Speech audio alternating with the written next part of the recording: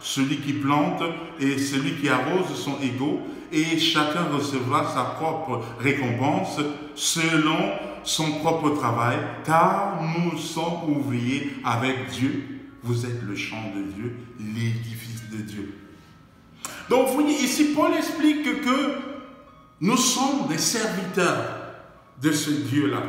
Donc on n'a pas une importance réelle. Notre importance est par rapport à Dieu.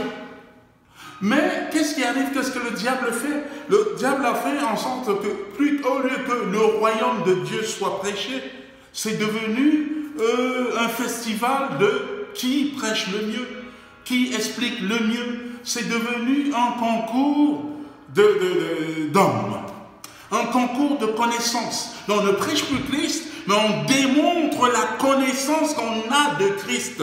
Cette connaissance qui nous mène dans le feu ardent pourtant. Ce n'est pas une connaissance qui va nous permettre d'être éclairés. Pourtant, en tant que serviteurs, nous formons quelque chose pour l'édifice, pour le royaume de Dieu. Ce que nous sommes est dit dans Apocalypse 1 et 6, et on va s'arrêter là pour cette première partie, et nous allons rentrer en profondeur le dimanche prochain.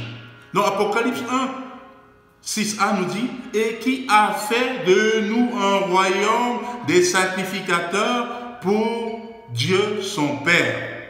Car le but ultime, Romains 8, 29, car ceux qu'il a connus d'avance, il les a aussi prédestinés d'avance, prédestinés à être semblables à l'image de son Fils. Donc, c'est le but final, être à l'image du Fils de Dieu. Et là, nous allons le voir la semaine prochaine. C'est quoi cette image du Fils? C'est la finalité. Parce que nous savons que Dieu, Jésus, lorsqu'il était sur terre, il était tout seul. Il était totalement autonome. Il a voué toute sa vie à ce Dieu-là. Il était autonome. Et il veut rendre chaque enfant du royaume autonome. Nous allons continuer la prochaine fois. Et je demande au Seigneur de nous éclairer davantage, afin que lorsque nous allons revenir et aller en profondeur, que notre esprit encore soit ouvert. Nous allons prier.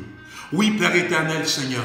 Seigneur, nous avons besoin de recomprendre, de nous réapproprier le but de cette œuvre éternelle que toi-même tu as instituée sur cette terre, Père. Tu voudrais, Père éternel, que ton royaume s'approchant, que l'Église en soit le dépositaire pour annoncer ce royaume où tu veux vivre avec les hommes. Alors, l'Église est devenue ton temple. Oui, Père éternel, Seigneur. Et l'Église a galvaudé sa nature pour faire toutes sortes de choses, pour prêcher un autre évangile. C'est pourquoi aujourd'hui, il est complètement hors jeu lors de cette pandémie. Mais Père éternel, Seigneur, nous avons dit au début, tu reviendras chercher une Église glorieuse et irrépréhensible, Père éternel, Seigneur. Et il est temps que la lumière de cette Église, lui, dans ce monde de ténèbres, soit bénie, soit magnifiée. Dans le nom puissant de Jésus, nous t'avons prié. Amen. Que Dieu vous bénisse, mes frères et sœurs. Passez une bonne semaine.